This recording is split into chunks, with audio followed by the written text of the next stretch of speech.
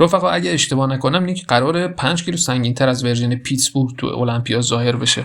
این واقعا خطرناکه چون نیک معمولا مشکل کاندیشنینگ هم نداره. یه ویدیو هم داریم از نیک واکر. این پسر دیگه داره ترسناک میشه. من فکر میکنم نیک ممکنه حتی کاندیشنش هم بهتر از پیتسبورگ باشه. اگه یادتون باشه قبل از اون مسابقه بهتون گفتم که نیک خیلی پیشرفت کرده، خطرناکه و اصلا دست کمش نگیرید، ممکنه دریکو بگیره. الانم بهتون میگم رفقا این ورژن نیک از ورژن پیتسبورگش هم خطرناکتره.